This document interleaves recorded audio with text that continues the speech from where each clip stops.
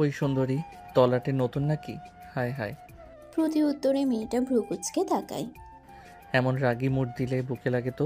এদিকে আসো। কেন এইদিকে আসতে হবে? আসো, তারপরে না হয় দেখা যাবে।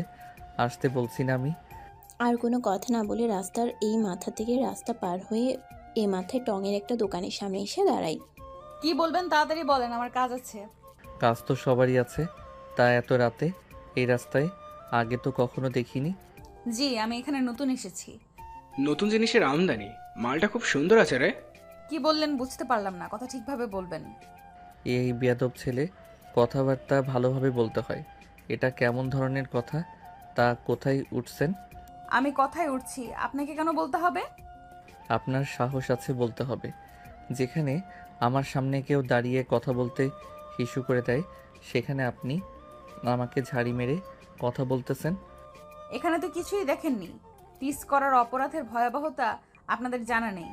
দোস্ত, মায়াটা খুব ঘুরাইতেছে, একটু পাশে নিয়ে গিয়ে জোর ভেঙে দিই। আকাশ রবির দিকে চোখ বড় বড় করে তাকায়। রবি ভয় পেয়ে যায়, সে আর কোনো কথা না বলে চুপ হয়ে যায়। এইভাবে তাকানো কি আছে? আমি তো মজা করছিলাম। মনে হচ্ছে না একটু এক্সট্রা কথা হয়ে যাচ্ছে? এত রাতে মেয়েটা বিপদে পড়ছে, আমাদের হেল্প করার কর্তব্য। ওই হ্যালো, আপনাকে কে বলেছে আমি বিপদে পড়ছি? উল্টো আপনারাই তো আমার বিপদ। আমাকে এখানে আটকায় রাখছেন। আহা সুন্দরী, তোমার রাগ রাগ আমার হেব্বি লাগে। তোমাকে তো এখানে প্রেম করার জন্য আনা হয়নি। ধলাবতী, তুমি এলাকায় নতুন, এত রাতে ঘোরাফেরা করছো, ভাবলাম বিপদে পড়ছো নাকি দেখি। তা বুঝলাম। ধালাবতীকে? কেন তুমি? ওই হ্যালো, আমি কেন ধলাবতী হতে যাব? এত ফর্সা পুতুলের মতো ধবধবে মানুষ এই প্রথমে আমি দেখলাম। আচ্ছা, তুই মানুষ তো নাকি পরি? বন্ধু, আমারও তাই মনে হচ্ছে। ওই মনে হয় 1000 বছরের পুরনো কাইল্লার রাক্ষসী। আমি কোনো কাইল্লা রাক্ষসী না, কথা ঠিক করে বলেন। কথা তো ঠিকই আছে। আমরা ওই যে অনেক সিরিয়ালে দেখছি, অনেক ভয়ঙ্কর ভয়ঙ্কর খারাপ রাক্ষসীরা এরকম সুন্দর রূপ ধারণ করে। তাছাড়া রাত 11টার সময় এ রাস্তায় এমন অচেনা মেয়ে, নিশ্চয়ই আপনি কাইলা রাক্ষসী। আপনাদের কথায় আমার কিন্তু রাগ উঠতেছে। আর একটু রাগ ওঠা, আর একটু রাগ ওঠা, তাহলে আসল রূপ ধারণ করবে। সোনালিকা এবার আর নিজেকে সামলাতে না পেরে ঠাস করে রবির গালে একটা থাপ্পড় মেরে দেয়। এই ছেলে তো সাহস হয় কিভাবে? দোস্ত, বলছিলাম না ওই কাল্লা রাক্ষসী, না হলে আমাদেরকে হাত তোলা সাহস পায়। Gas light? আরে আমি গ্যাস লাইট হতে যাব কেন? গ্যাস লাইটটা আমার কাছে দে। আমি পকেট থেকে গ্যাস লাইট বের করে আকাশের হাতে দিই। আমি গ্যাস লাইটার আগুন জ্বালিয়ে এক ঝাঁপ দিয়ে ওরে চেপে ধরছি। তারপরে লাইটের আগুন ওর হাতের আঙুলে লাগাতে লাগলাম। ওরে আল্লাহ রে, পুরে জ্বলে গেল রে। ছাড়েন ছাড়েন, মরে গেলাম। এবার আকাশের পেটে হাতের কনুই দিয়ে একটা জোরে আঘাত করে সোনালিকা। আকাশ একটু দূরে ছিটকে পড়ে। বন্ধুরে, আমি ঠিক আছি, আমি ঠিক আছি। তারপর তারা দুজন একটু সামনে এসে দাঁড়ায়। ওই লাইটের দিয়ে আমার হাত পুরায় কি করলেন? যাক, অবশেষে প্রমাণ পেলাম যে আপনি মানুষ। দেখতে এতই সুন্দর মায়াবী, কিন্তু গায়ে এত রাক্ষসের মতো জোর কোথা থেকে পাইলেন? তাই তো, আমার মনে হয় সত্যিই কাইল্লারা খুশি। না হয়তো এত জোরের কোথায় পাবে? আর একবার পরীক্ষা করা যাক। ওই চিকনা, এই হাত দেখছস? এক ঘুষি মেরে নাক ফাটিয়ে দিব। চুপচাপ এখান থেকে সর। তারপর তারা মেয়েটার এত রাগী ভাব দেখে রাস্তা থেকে সরে দাঁড়ায়। মেয়েটা অন্ধকারের মধ্যে মোবাইলের আলো দিয়ে হাঁটতে থাকে। কিছুক্ষণের মধ্যে চোখের অন্তরালের বাইরে চলে যায়। দোস্ত, এটা মেয়ে না, কারেন্ট, যে আমাদেরকে বেটে গেল। দেখছি ব্যাপারটা। ও আপনারা এত সময় যাদের কথা বলতে দেখলেন তারা হলো ঢাকা কেরানীগঞ্জের সভাপতি আকাশ এবং সহ সভাপতি রবি। তারা তাদের নেতৃত্বে এই এরিয়াটা কন্ট্রোলে রাখে। বাকিটা গল্পের সাথে থাকেন, জানতে পারবেন। কিরে মা, আমাদের তো কালকে পাঠিয়ে দিলি, তোর আসতে এত রাত হলো। যদি রাস্তাঘাটে কোনো বিপদ হতো তখন কি করতাম বল? কালকে আসতি। আম্মু, দিনে জার্নি করাটা বিরক্ত লাগে, তাই রাত্রে জার্নি করি। আর যে মানুষটা সারাক্ষণ বিপদ আপদ ঝামেলা নিয়ে থাকে তাহার আবার বিপদ। এই যে তুই আর ওইদিকে তোর বাপ, তোদের সাথে জীবনেও কথাতে পারবো না গো, পারবোই না। তার বলতে, এত রাতে আসলাম, বাইরে দাঁড় করিয়ে রাখবা নাকি? কে গো এত রাতে আসলো? কে আবার? তোমার গুণধর মেয়ে। কাজে কাজ পায় না, সব সময় শুধু অকাজ করে বেড়ায়। আম্মু তুমি আবার শুরু করলে? আগেরবার তো গ্রামের সাইডে পোস্টিং ছিলাম, তাই 11টা 12টা এত রাত মনে হতো। আর এখন তো শহর, এখানে রাত 2টাও রাত না। আমি পৃথিবীতে আগে এসেছি, তুই না। না তুমি। আমি যা বলবো তাহলে সেটাই, এর বাইরে কোনো কথা চলবে না। তোরে পেটে আমি ধরেছি, তুই না। আমার উপরে কোনো কথা চলবে না। উত্তরে সোনালিকা ভ্রু কুঁচকে তাকায়। এই মাঝরাতে আবার কি শুরু করলে? তোমার কি ভেতরে দমদাম বলতে নাই? দেখছো বাবা? পাগল ছাগলের কথা বাদ দে, চল ভেতরে চল। হ্যাঁ, এখন তো আমি পাগল। আজ আমার কেউ নেই। 40টা বছর এই সংসারে খেটে গেলাম, মাথার ঘাম পায়ে ফেলে। আমার কষ্টটা কেউ বুঝলো না। আমি তো এই বাসার কাজের লোক। আমার কাজ শুধু কাজ করা। আমার কথার কেউ দাম দেবে না। আম্মু থামবা তুমি? কি থামবো? হ্যাঁ, কি থামবো? যেদিন মা হবে ওই দিন বুঝবি। এখন তো আমার কান্না কান্না মনে হয় না। যেদিন থাকবো না সেদিন ঠিকই চোখের পানি বুঝতে পারবি। এখন তো মূল্যায়ন দিবি না। এই মাঝরাতে আবার কি নিয়ে তার কথা পছন্দ হলো না? পাগলরে বিয়ে করে আমার জীবন শেষ। পাগল বলেই তোমার এই সংসার করে গেলাম। আর কেউ হলে করা তো দূরের কথা, মুখে ঝাঁটার বাড়ি মারতো। তারপর সোনালিকা বাসার মধ্যে প্রবেশ করলো, বাসার মেন গেটটা দিয়ে। সবাই মিলে উপরে চলে যায়। যাই হোক, এদের মতো প্রতিটা সংসারই কম বেশি এরকম আছে। কার কার মায়ের সাথে মিলে গেল পাঠকগণ, ওইটা কোনো ব্যাপার না, এগুলো হলো সাজের ডাক। প্রতিটা সংসারে কম বেশি এগুলো থাকে। যেদিন এগুলো থাকবে না সেদিন বুঝবেন সংসার থেকে সেই হাসি খুশি জিনিসটা আর নেই। এটাই প্রকৃত শান্তি। যাই হোক, অন্যদিকে সোনালিকা ফ্রেশ হয়ে খাবার খাইতে বসে। তামা, এখানে জয়েন করবি কবে? খাবার খেতে খেতে বললাম, সবে তো আসলাম বাবা, আপাতত 1 সপ্তাহ দমদাম নেই, তারপর দেখা যাক। হ্যাঁ, কথাটা খারাপ বলিসনি। এখানে আসলে বাইরে একটু চলাফেরা করে দেখ পরিবেশটা কেমন। আসার সময় যেটুকু বুঝলাম, গ্রাম এরিয়ায় অতটা ঝামেলা না পড়লেও এখানে অনেক ঝামেলার মধ্যে পড়তে হবে। এখানে কেসের প্রবাবিলিটি অনেক বেশি থাকবে। তা ঠিক, গ্রামের মানুষ ঠিক এতটা অপরাধ করে না যতটা শহরের এরিয়ায় অপরাধ হয়। হ্যাঁ। খাওয়ার সময় এত কাজ কাজ কেন? চুপচাপ খাইতে দাও মেয়েটাকে। কথাটা সোনালিকা এবং শেখ চৌধুরী হেসে দেয়। অন্যদিকে কি রে মামা, এত রাত হলো, পোলাপাইন তো সব বাসায় চলে গেছে। এখনো এই টঙের দোকানে বসে কি করবি? কোন মসজিদ কি দোকান বন্ধ করে দিবে? খেয়াল করে দেখ, আমি আর তুই আছি। আমরা যতক্ষণ থাকবো দোকান বন্ধ করার সাহস পাবে না। তবে ফ্ল্যাটের দিকে চলে যাওয়া যাক। আচ্ছা ঠিক আছে। তারপর আমি ওর সাথে করে সিগারেট খাইতে খাইতে নিজেদের ফ্ল্যাটের দিকে হাঁটতে থাকলাম। কিছুক্ষণ বাদেই ভাইয়া ভাইয়া একটা ফুল নেন। হুট করে আকাশ যেন অপ্রস্তুত ছিল সে কথাটা শুনে। মাথাটা নিচের দিকে করে হাঁটু গেড়ে বসে, মুখে সিগারেট টানতে থাকে আর বলে, এত রাতে ফুল বিক্রি করা লাগে? সারাদিনে 2টো বিক্রি করেছি মাত্র। বাড়িতে মায়ের ওষুধ কেনার টাকা নেই। কোথায় থাকো তুমি? উত্তর পাশের বস্তিটাতে। ওখানে আমি না আর আমার একটা ছোট্ট বোন আছে। এই মেয়ে, তোমার বাবা কোথায়? আমার ঠিক মনে নেই ভাইয়া, তবে আমি যখন একদম ছোট্ট ছিলাম, 3 বছর মনে হয় বা এমন হবে, তখন আব্বাই মারে অনেক মারতো। আম্মা গার্মেন্টস থেকে আসতো আর আব্বাই টাকা চাইতো। আম্মা না দিলে অনেক মারতো। তারপরে আমার একটা বোন যখন হয়, তখন আমি 2 নাম্বার শ্রেণীতে পড়ি। তখন আম্মা আম্মারে ছাইয়া চলে যায়।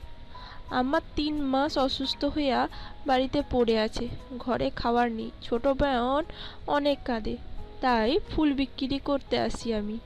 তবে ভাইয়া আজকে একটাও বিক্রি করতে পারিনি। বুঝতে পারলাম।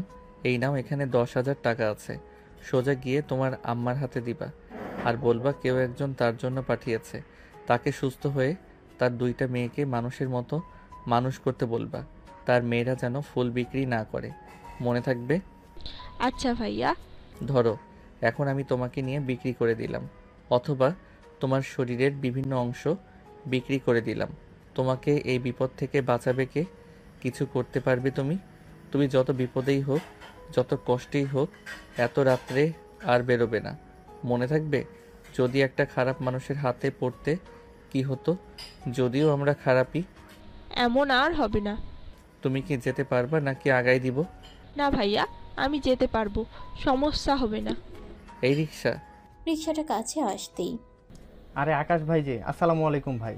আমি কি কোনো ভুল করেছি? প্লিজ আমাকে মাফ করে দেন। আমি আর জীবনেও রাতের বেলা রিক্সা নিয়ে বেরোবো না। আরে রবি, এই ছেলেটারে চিনিস তুই? আরে উত্তরপাড়ার সিদ্দিকের ছেলে। কাছে আসো তুমি। ছেলেটা ভয়ে ভয়ে আমার কাছে আসলো। কিছু কথা বলি, শোনো মন দিয়ে। সিদ্দিক চাচা ভালো আছে? ভালো আছে ভাই, ভালো আছে। বুঝলাম। তুমি রাত্রে রিক্সা নিয়ে বেরোলে আমার কোনো সমস্যা নেই। এই যে বাচ্চাটা, তিনি উত্তরের বস্তিতে নিয়ে যাবি। তারপরে রিক্সাটা এক জায়গায় রেখে ওরে বাসার দরজার সামনে পর্যন্ত আগিয়ে দিয়ে আসবি। যদি কোনো রকম 1 ইঞ্চি ভুল হয়, হাতের রগ কেটে দেব। কি করব? হাতের রগ কেটে দিবেন ভাই, আমি কোনো ভুল করব না। যা ওরে নিয়ে। তারপরে রিক্সাওয়ালা মেয়েটাকে রিক্সায় নিয়ে নির্দিষ্ট গন্তব্যে রওনা দেয়। অন্যদিকে তুই জানিস না ঢাকা শহরের মানুষ কতটা মিথ্যাবাদী? টাকার জন্য এমন কি নাই যে তারা করতে পারে না। পা আছে, এমনভাবে পা বাঁধে মনে হয় প্রতিবন্ধী। তাই কথার মায়ায় পড়ে এতগুলো টাকা। এখন বর্তমান কত বাজে দেখছস? কেন, একটার একটু বেশি। সবারই তো জানের ভয় আছে, তাই না? এত রাতে একটা মানুষের খুব দরকার না পড়লে এগুলো করবে না। আমি ছোট বাচ্চার তো প্রশ্নই আসে না। বুঝতে পারছি, চল বাসা দিকে যাই। তারা গল্প করতে থাকে আর হাঁটতে থাকে। আচ্ছা, এত বড় ফ্ল্যাটে তুই একলা থাকিস, অথচ আঙ্কেল আন্টিরা গ্রামে রাখিস। ব্যাপারটা কেমন দেখায় না? দেখ, শুরু থেকে তোর আব্বু আম্মু রাজনীতির সাথে জড়িত, তারা এই ব্যাপারটা বোঝে জানেন। কিন্তু আমার বাবা মায়ের ক্ষেত্রে ব্যাপারটা ভিন্ন। এই রাজনীতি কতটা খারাপ এবং ভয়ানক তুই অন্তত জানিস। তাই আমি কোনোভাবেই চাচ্ছি না এর মধ্যে আব্বা আম্মু আসুক। কথাটা খারাপ বলিসনি। আকাশের সাথে গল্প করতে করতে একটু আগাতেই আমি আমার বাড়িতে পৌঁছে যাই। আমি সোজা ওর কাছ থেকে বিদায় নিয়ে কলিং বেল বাজাতে সাজ্জাদ চাচার দরজা খুলে দেয়। আপনারা অবাক হচ্ছেন এত রাতে কিভাবে কলিং বেল দেওয়ার সাথে সাথে দরজা খুলে দেয়। আসলে আমার ফেরার প্রতিটা রাতই এমন টাইমে, তাই তার বিষয়টা মুখস্থ আর কি। যাই হোক, আমি আমার মতো বাসায় ঢুকে পড়ি। ও তো বাসায় চলে গেল, তারপর আমি হাঁটতে থাকলাম। 5 মিনিট হাঁটার পরে আমি আমার নির্দিষ্ট গন্তব্যে পৌঁছে গেলাম।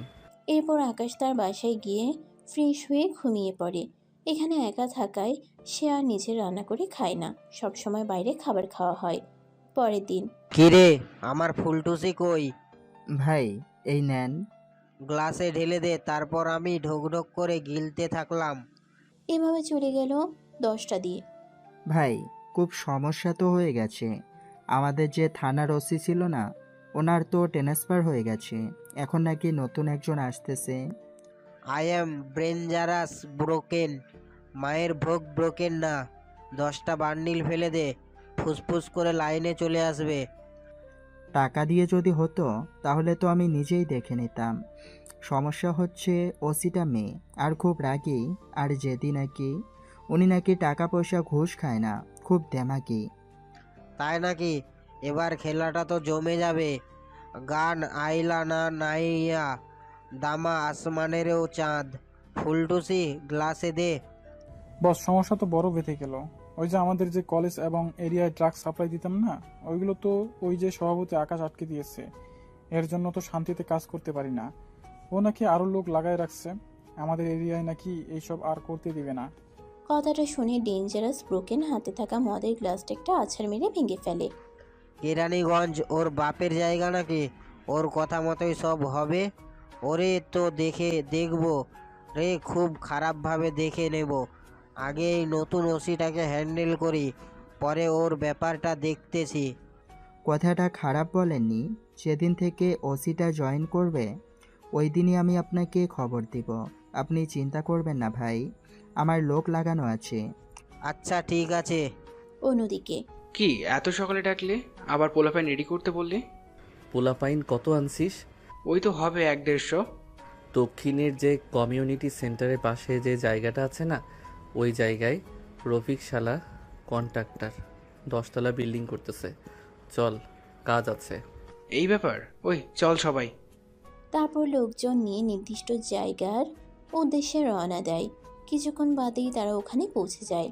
গিয়ে দেখতে পারে একটা চেয়ারে বসে পান খাচ্ছে আর হিসাব মিলাচ্ছে রফিক। আরে আকাশ ভাই, হুট করে আমার সাথে কে দেখা করতে আসছে? আপনার সাথে দেখা করে জীবনটাকে ধন্য মনে করতেছি ভাই। তা কি খাবেন? দেখেন এই কাজটা তো পেয়ে গেছি। বাব্বা ভালোই তো। তা কত টাকার প্রজেক্ট? আল্লাহ দিলে ভালোই।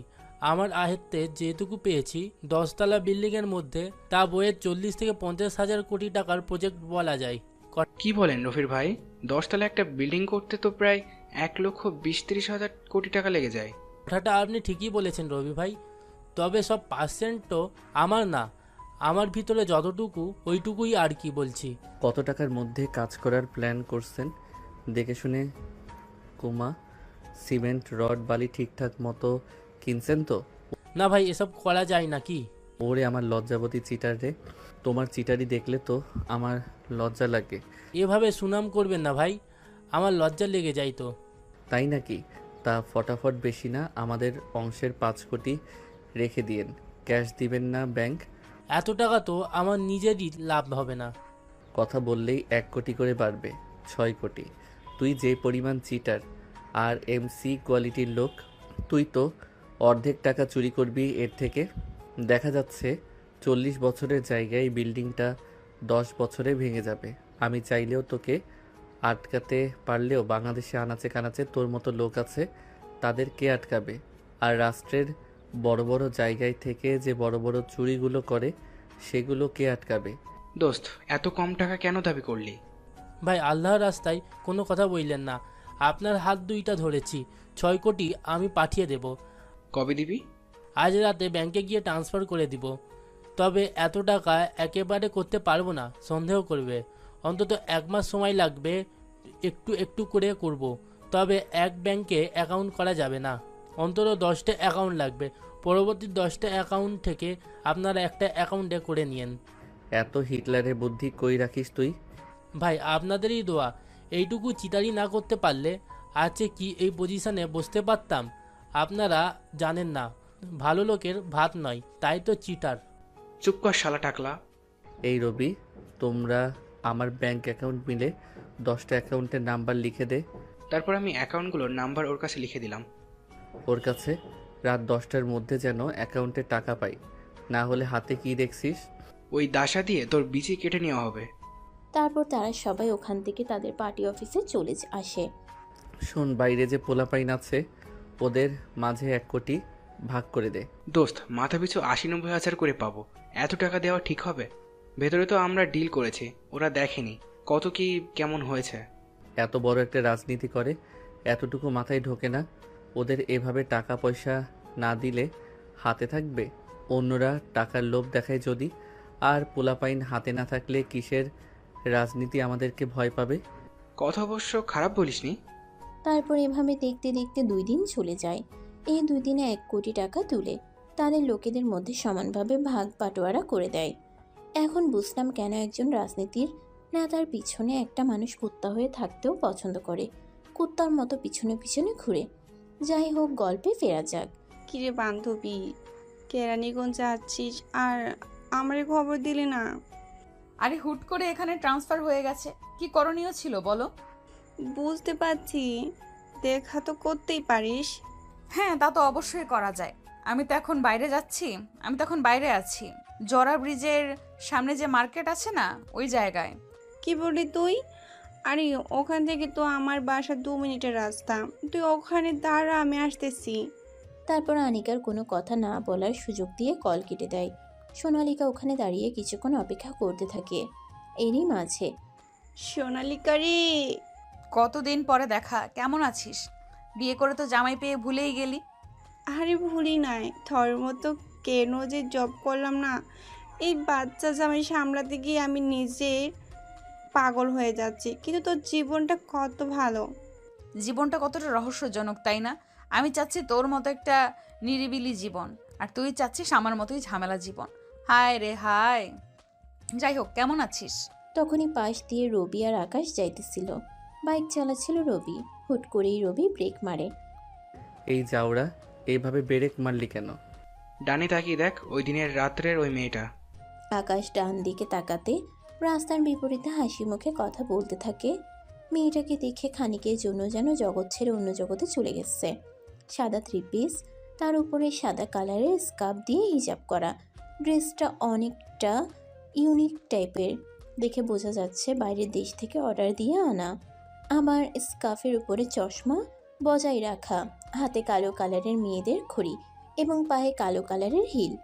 আকাশ যেন তার হিতাহিত জ্ঞান হারিয়ে ফেলেছে। সে কোন দিকে না তাকিয়ে রাস্তা পার হতে যায়, তখনই একটা অটো এসে ধুম করে আকাশের গায়ে মেরে দেয়। আকাশ খানিকটা ধূপ করে ছিটকে পড়ে। আকাশের বাম হাতটা অনেকটা কেটে গেছে, টপ টপ করে রক্ত পড়তেছে। কপাল এবং ঠোঁটটাও হালকা কেটে গেছে। সে যেন ব্যথা অনুভব করতে পারতেছে না। সে যে একটু আগে এত বড় একটা অ্যাক্সিডেন্ট করছে তার যেন সেদিকে খেয়ালই নেই। সে আবার উঠে দাঁড়ায় এবং পাশে থাকা রবি চিৎকার করে, আকাশকে ধরতে আসে। অবিশ্বাস্য ব্যাপার, রবি ধরার আগে আকাশ উঠে দাঁড়ায়। এত সব ঘটনায় সোনালিকা এবং তার বান্ধবী দৃষ্টিও এদিকে ঘুরে গেছে। তারাও তাড়াহুড়ো করে কাছে আসে কি হয়েছে দেখার জন্য। তখনই আকাশ নিজের মতো বিড়বিড় করে জোরে বলতে থাকে, হে অপুরুষী রূপময় সুন্দরী, সৃষ্টির সেরা সৃষ্টি কি তুমি? একটা মানুষ কি করে এতটা সুন্দর হতে পারে? কিভাবে হতে পারে? একটা মানুষ কিভাবে এতটা সুন্দর? হায়, তোমার ওই দৃষ্টি আমার দিকে যেন তীরের মতো লাগে। তুমি কি আসলে এতটা সুন্দর, নাকি আমি ঘুমিয়ে স্বপ্ন দেখতেছি? কথা বলতে বলতে আকাশ সোনালিকার মুখের একদিকে তার কাটা বাম হাত রেখে বলতে থাকে, না, তোমাকে তো স্পর্শ করা যায়, তার মানে তুমি সত্যি সত্যি তুমি মানুষ। তবে আমার বিশ্বাস করতে কষ্ট হয়, তুমি কি কোনো পরী বা জিন যে রূপ ধরে আছো? এতটা সুন্দর তুমি কি করে? ওই ছেলে কি বলছো? তোমার মাথা ঠিক আছে? ওর হাত দিয়ে রক্ত বেরোচ্ছে, ডাক্তারের কাছে নিয়ে যান সবাই। দোস্ত, তোর হাতটা অনেক কেটে গেছে, অনেক ব্লিডিং হচ্ছে। তুমি কেন এত সুন্দর? তোমাকে মনে হয় আজীবন দেখে যাই, আমার চোখের পলক পড়ে না। তুমি কেন কেন এতটাই সুন্দর?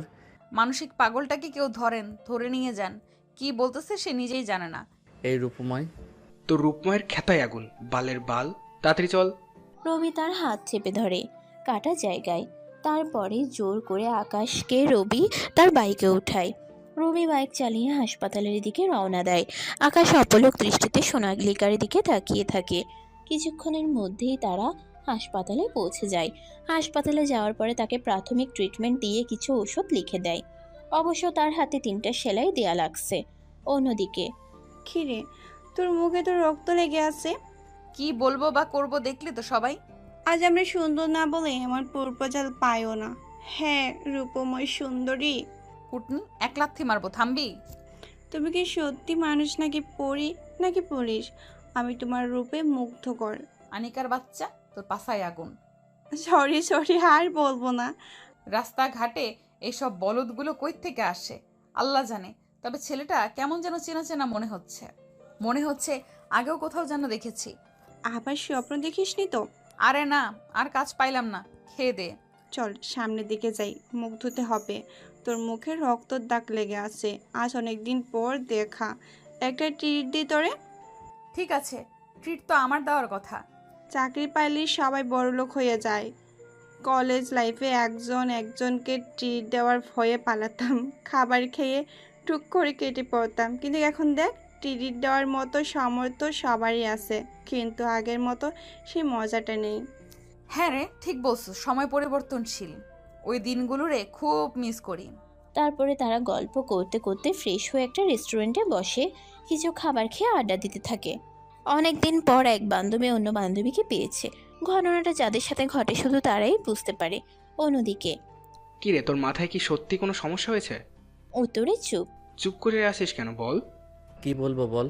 ওরে দেখার পরে আমি সত্যি পাগল হয়ে গেছি। আমার মাথায় সমস্যা হয়ে গেছে। আমি কি করব? একটা মানুষ কিভাবে এতটা সুন্দর হতে পারে? বাবা, লাভ অ্যাট ফার্স্ট সাইট এটাকে হয়তো বলে। আজকে নিজের চোখে না দেখলে বুঝতামই না।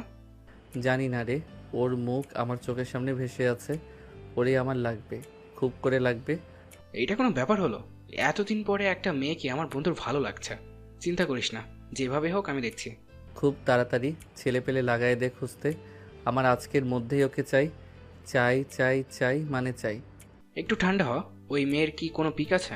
থাকলে ছেলেপেলের কাছে দিলেই ওরা খুঁজে দিত। আমাদের এরিয়া যেহেতু, পেতে আর কত সময় লাগবে?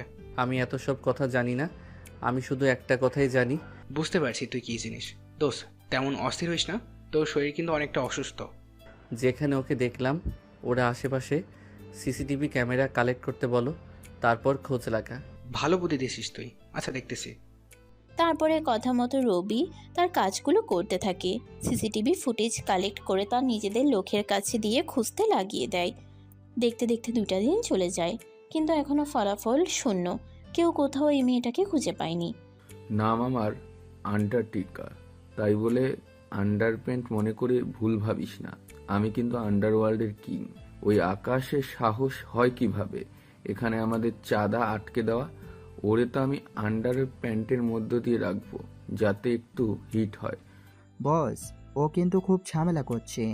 এমনিতেই আমাদের স্কুল কলেজে মাদক ব্যবসার অবস্থা একেবারে লাঠি তুলে দিচ্ছে। এখন আগের মতো ওপেনলি দিতে পারি না, চুরি করে পরে অল্প একটু ঢোকাতে পারি ঢাকার মধ্যে, তাও তো ধরা পড়ে যায় বেশিরভাগ। ওরে আটকান, না হয় কিন্তু আমরা এখানে থাকতে পারবো না। লোক আমারে খারাপ বললেও আমি কিন্তু বড় একটা নাম করা জাউরা। আমার সাথে শত্রুতা করে ভালো করে নাই। ওরে তো আমি রক্তবিহীন কিস দিব। এইটা আবার কি বস? এটাকে বলে রোমান্স, আমার স্পেশাল রোমান্স। ওর বাড়ির লোক কে কে আছে? ওর বাড়ির লোক দিয়ে কি করবেন? বড় কাউকে শিক্ষা দিতে গেলে কখনো সরাসরি তাকে ধরতে হয় না। প্রত্যেকটা মানুষই দুর্বল তার ফ্যামিলিতে। ফ্যামিলি ধরলে পই পই করে সোজা হয়ে যাবে রাস্তায়। ও আচ্ছা, এই জন্যই কখনো ওর পরিবারকে আমরা দেখি নাই বা শুনতে পাইনি যে ওর পরিবার আছে। আসলেই অনেক চালাক। চালাক যদি না হয় এত বড় একটা নামকরা গ্যাং চালাতে পারে? কথাটা একদম ঠিক কথা বলেছেন বস। ওর যেহেতু পরিবার নেই, তাহলে সোজাসুজি ওর উপর অ্যাটাক করতে হবে। আরে, ওর সাথে ওর চেলা রবি আগের কাজ করতো। আস্তে আস্তে ওরে বন্ধুর জায়গা দিয়ে দিছি। ওই রবি জীবন থাকতে ওর উপর অ্যাটাক হতে দেবে না। আরও তো পোলাপাইন আছে, আর না বলি। তা তো বুঝলাম, ওরা তো আর জানবে না। হুট করে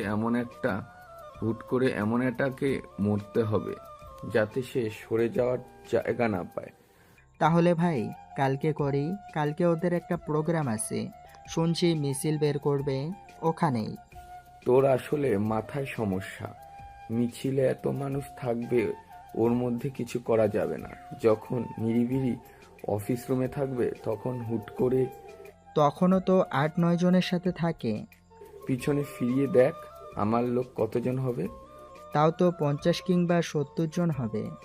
তাহলে 8 জন আমাদের সামনে দাঁড়াতে পারবে। কালকেই হোক খেলা। আসলে আমি একটা নামকরা জাউরা। বস, আপনি নিজের সুনাম করলেন না বদনাম? যে লোক নিজের বদনাম শুনে নিজেই নিজেকে বদনাম করে আনন্দ পায়, তাহলে সেই লোক যাই বলে তাতেই তার সুনাম। আপনার থেকে অনেক কিছুই শেখার আছে। তা তো ঠিকই, এত বছর কি বাল শিখতে পারলি? বস, একটা সমস্যা হয়েছে। এত বড় মারামারি হবে, আগের ওসি থাকলে কিছু টাকা পয়সা দিয়ে সেটিং করতে পারতাম। কিন্তু কালকে তো যতটুকু আমার কাছে খবর আছে, ওই বলেছিলাম না ওই মহিলা ওসি জয়েন করবে। মাইয়া মানুষের কাজ রান্না বান্না করা, এইসব দেখলে তারা ভয় পাবে, কিছু করতে পারবে না। বাদ দে তো। তাহলে আমি এদেরকে নিয়ে সবকিছু প্ল্যানিং করে ফেলি।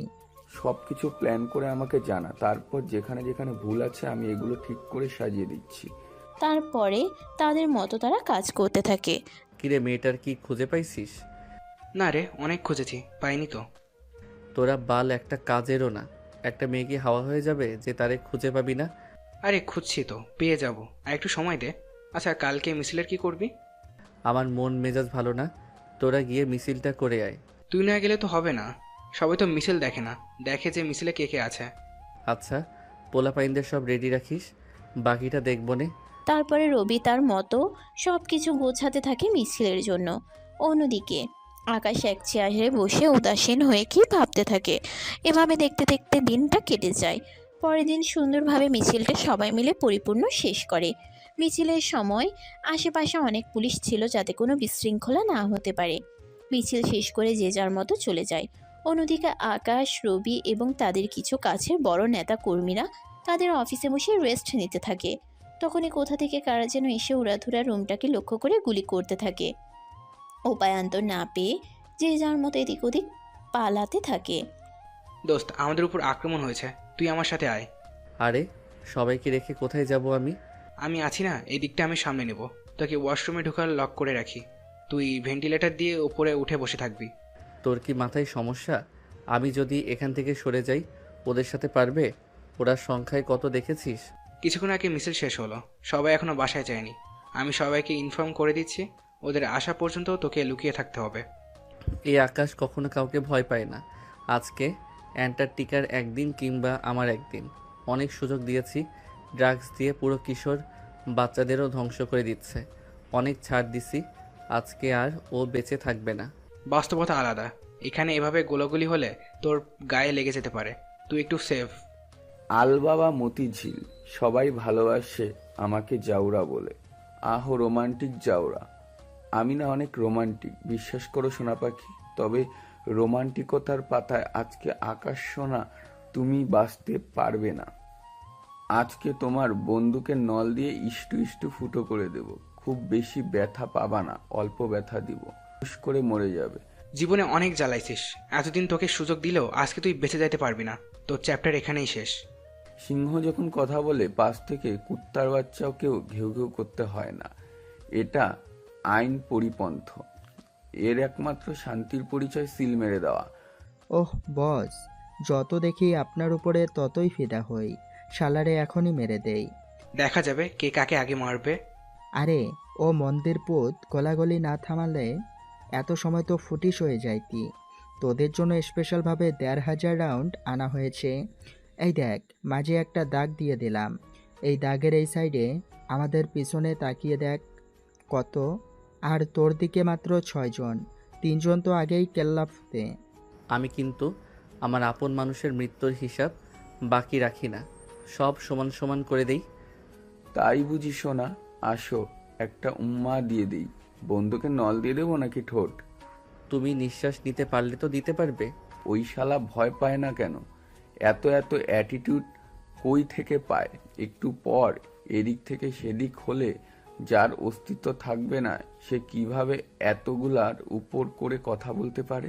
পৃথিবীতে দুইটা জিনিস মনে রাখবি, একটা জিনিস তুই, আরেকটা জিনিস তুই। মানে? রবি এবং সবাই মাথা নিচু করো। কথাটা বলতেই রবি এবং তার পাশে থাকা ৫ জন ফ্লোরে শুয়ে পড়ে। আকাশ পাশে তার পায়ের কাছে একটা সুইচ টিপে দিতে নিচের ফ্লোর ফাঁকা হয়ে নিচ থেকে বড় একটা মেশিন গান উঠে আসে। কোনো কথা না বলে মেশিন গান দিয়ে ঝরঝর করে গুলি করতে থাকে। সেকেন্ডের মধ্যে সবার বুক এ4 থেকে চিরে O4 হয়ে যায়। এভাবে 2টা মিনিট চলে যায়। আকাশ বড় আর্টিলারি মেশিন গানটা রেখে আন্টার্কটিকার সামনে গিয়ে দাঁড়ায়। ইতিমধ্যে আন্টার্কটিকার প্রায় 2টা গুলি লেগেছে। এবার সংখ্যা কত? ভাই, আমাদের ভুল হয়েছে, মাফ করে দেন। আর কখনো এমন হবে না। একটু আগে না খুব ফটর ফটর করছিলে? আকাশ চুপচাপ আন্টার্কটিকার সামনে গিয়ে পায়ে ঠাস ঠাস করে আরো 2টা গুলি করে দেয়। ভাই আমাকে মাফ করে দেন, আমি আর জীবনে এসব করব না। আমার আর মুখ দেখবেন না, আমি সব কিছু ছেড়ে ভালো হয়ে যাব। আমার জীবনটা ভিক্ষা দেন। এরিয়ার কোনোভাবে সুযোগ দেওয়া যাবে না। এসব মানুষ কখনো ভালো হবার মতো না, এরা এমন মেন্টালিটির মানুষ না। সত্যি আমরা ভালো হয়ে যাব। আমাদের ছেড়ে দিন। তোদের আজকে থাম তুই। আজকের পরে যদি এ ঢাকা শহরে কখনো তোদের মাদক সাপ্লাই করতে দেখি, আজকে পাই গুলি করছি, কাল সরাসরি বুকে করব। মনে রাখিস, মাপ চাওয়ার মতো আর সুযোগটা পাবি না। তখনই ফোর্স চারদিক থেকে ঘিরে ফেলো। কথাটা শুনে পুলিশের টিম ফোর্স চারদিক থেকে সব ঘিরে ফেলে। শুনলাম এই শহরে বড় মাফিয়া হয়ে গেছিস তোরা। আমার জয়েনের প্রথম দিনই এইভাবে গোলাগুলি শুরু করলি? এই রে, তোরা করছিস কেন? তোরা করছিস কি? এতগুলো জীবন তোরা নিয়ে নিলি? তোরা কি নমরুদ নাকি? তোদের মায়া দয়া নেই? কিভাবে পারলি? এদেরও তো বাচ্চা আছে, মা আছে, সংসার আছে। তোদের হাড্ডি থেকে মাংস খুলে নিব আমি। দোস্ত, সেই মেয়ে। কথাটা যেন আকাশের কানেই যাচ্ছে না। অবলোক দৃষ্টিতে সোনালিকার দিকে তাকিয়ে আছে। কিছু সেকেন্ড বাদে যে চোখের পলক ফেলতে হয় সেটাও যেন সে ভুলে গেছে। অপলক দৃষ্টিতে তাকিয়ে, ম্যাডাম, আমরা মারিনি। ম্যাডাম দেখেন আমার পায়ে কতগুলো গুলি করেছে, অন্যায় ভেবে কিভাবে আমাদের সবাইকে মেরে দিল। এটাই কি আমাদের দেশ? এমন স্বাধীনতাই কি আমরা চেয়েছি? কোথায় আইন ব্যবস্থা, কোথায় প্রশাসন? আহারে, কুত্তার লেজ কখনো সোজা হয় না, আর তোরা কখনো সোজা হবি না। ম্যাম, এরাই আক্রমণ করতে আসছিল, আমি শুধু আত্মরক্ষা করেছি। হত্যা অপরাধী হত্যা, এর বাইরে কিছুই নেই। আত্মরক্ষা করতে গিয়ে এতগুলো মানুষ হয়ে যাবে। আপনারা পুলিশকে কল দিতেন। আমাদের কেন বাইরে থেকে কল দেওয়া শুনে আসতে হলো যে ম্যাডাম ভেতরে অনেক গুলাগুলি হচ্ছে? ম্যাডাম, বোঝার চেষ্টা করেন, বিষয়টা ভিন্ন। আরে এইটাই সেই ছেলেটা না? ওই দিন আমার সামনে অ্যাক্সিডেন্ট তুমি করেছিলে না? সে নির্লজ্জ বেয়াদবটা আজও কেমন ক্যাবলা কান্তের মতো তাকিয়ে আছে। এক থাপ্পড় দিয়ে দাঁত ফেলে দিব, দাঁত ভেঙে ফেলবো। প্রতি উত্তরে কোনো কথা না বলে আকাশ অপলক দৃষ্টিতে তাকিয়ে আছে। এবার আর সোনালীকে সহ্য করতে না পেরে, এমনিতে তার মাথা গরম ছিল, গিয়ে ঠাস করে আকাশকে একটা থাপ্পড় মেরে দেয়। এই বেয়াদব কোথাকার, তোর বাড়িতে মা বোন নেই? কথা শেষ নাই হতে আকাশ তার হাতটা দিয়ে তার মুখে হাত দিয়ে কপালে একটা চুমু এঁকে দেয়। এটা কি হলো? তুমি কি করে এতটা সুন্দর হতে পারো? হ্যাঁ প্রিয়সী, কি করে পারো তুমি এতটা মায়াবী হতে? কখনো কোনো মেয়ের প্রতি আমার বিন্দুমাত্র আগ্রহ জাগেনি, কিন্তু তুমি আমাকে কি বাঁধনে বাঁধিলে যে তোমার প্রাণে নাহি চোখ সরানো যায়। তোমার জন্য আজ কিঞ্চিত সময় কবি হতে ইচ্ছে করে। এতটা সুন্দর কেমন করে হে অপরূপসী রূপময় সুন্দরী বালিকা, দুর্দশা মায়াবী। আর কি বলে আমি তোমাকে সম্বোধন করব? কি বললে আমি আমার মন উজাড় করে তোমাকে সবটা বলতে পারবো? কি বললে, কি করে আমি আমার সব কথাগুলো তোমাকে শোনাতে পারবো? এই খুনি ছেলে, কথা ঠিক করে বলবি। তোর মতো কিশোর গ্যাংয়ের লিডাররা কখনো ভালো হতে পারে না। তোরা 1-2-তে মানুষ মারিস। ম্যাডাম, ও তো বেজন্মা, ওর জন্মের ঠিক নেই। পাড়ায় পাড়ায় টিপ মেরে ওরে জন্ম দিছে ওর মা, তাই মেয়েদের দেখলে এসব কথা বলে। কথাটা শুনে আকাশের যেন রক্ত মাথায় উঠে পড়ে। সে আর নিজের মধ্যে নিজেকে খুঁজে পায় না, এক হিংস্র বাঘে রূপান্তরিত হয়ে যায়। কোনো ছেলেই হয়তো তার সামনে তার মা বাবাকে নিয়ে এমন কথা বললে সহ্য করতে পারবে না। আকাশও তার বেলায় একই রকম। আশেপাশে এতগুলো পুলিশ ফোর্স, তারপর আকাশ দৌড়ে গিয়ে ওর গলা টিপে ধরে, ধরে এসে ধরে ধরে দেওয়ালে চেপে ধরে। দেওয়ালে চাপতেই সাথে সাথে সব পুলিশ ফোর্স সবাই মিলে আকাশকে ছাড়ানোর চেষ্টা করে, তবে কিছুতেই কোনো কিছু হয় না। এভাবে 5টা মিনিট চলে যায়। এই 5 মিনিট সামনে থাকা ছেলেটা দুনিয়ার মায়া ত্যাগ করে চলে গেছে, তাও তার ডেড বডি ওভাবে চেপে ধরে আছে, আর হিংস্র বাঘের মতো গর্জন করতেছে আকাশ। হেই এই একটা সময় অবস্থা বেগতিক দেখে সোনালীকে আকাশের সামনে গিয়ে তার গলা চেপে ধরে এক ধাক্কা মারে। কিছুটা দূরে ছিটকে পড়ে আকাশ। তখনই আকাশ আবার ছুটে যাবে ওই মেয়েটাকে থাপ্পড় মারতে, হাত উপরে তোলে। এরপর যখন দেখে সোনালীকে, হাতটা সে নামিয়ে ওই জায়গায় বসে পড়ে আর মা মা বলে চিৎকার করতে থাকে। মা, মা গো, ও মা। আকাশ, কথাটা বলে দৌড়ে গিয়ে রবি আকাশকে জড়িয়ে ধরে। সময় নষ্ট না করে সোনালীকা সবাইকে হ্যান্ডকাপ পরিয়ে দেয়। তারপর সবাইকে নিয়ে যখনই বাইরে বেরোবে তখনই সোনালীকার ফোনে কল আসে। হ্যালো, তুমি কি সোনালিকা বলতেছো? এই থানার ওসি বর্তমান। জি, আমি সোনালিকা বলতেছি। আমি এএসপি প্রকাশ চৌধুরী। আশা করি আমাকে চিনতে পারছো। Yes sir. হ্যাঁ, আপনাকে কেন চিনব না? কোনো কি সমস্যা হয়েছে? আমি কি কোনো ভুল করেছি স্যার? দয়া করে আমাকে জানাবেন। তুমি কোন অর্ডারে NS/2 রোডে তুমি রেড করছো? তোমাকে কি উপর থেকে পারমিশন দেওয়া হয়েছে? আসলে স্যার, এখানে প্রচুর পরিমাণে গোলাগুলি হচ্ছিল। আশপাশ থেকে সাধারণ জনগণ বারবার ফোন দিয়ে থানায় বলতেছিল যেখানে নাকি এই অবস্থায়, তাই আমরা এখানে এসেছি বিষয়টা পর্যবেক্ষণ এবং দেখতে, যাতে বড় কোনো দুর্ঘটনা হয়। ছোট মানুষ, এত বোঝা ভালো না। গেটের বাইরে মিডিয়া অপেক্ষা করছে, অনেক কষ্টে তাদের আটকে রাখছে ভিতরে ঢোকা থেকে। বাইরে গিয়ে বলবেন 2টা গ্রুপের মধ্যে সামান্য গোলাগুলি হয়েছে। দেশে সামান্য কিছু মানুষের ক্ষয়ক্ষতি হাতে পায়ে রয়েছে, খুব দ্রুত তারা সুস্থ হয়ে যাবে। এত বড় মিথ্যা বলতে পারবো না স্যার আমি। এখানে আরো অনেক 60-70 জনের উপরে ডেট, কিভাবে কি বলবো? তোমার মাথায় ঘিলু আছে? এটা যদি বাইরে জানাজানি হয়, প্রশাসনের উপরে কি পরিমাণে চাপ আসবে। দেশের বদনাম হবে, আইন শৃঙ্খলা বাহিনীর বদনাম হবে। যা হয়ে গেছে তা হয়ে গেছে। যা বলছি, যে অর্ডার করা হয়েছে তাই কর। বেশি পাকনামো করা ভালো না। এক কথা যেন এদিক ওদিক না হয়। This is my order. কথাটা বলে এএসপি ফোন কেটে দেয়।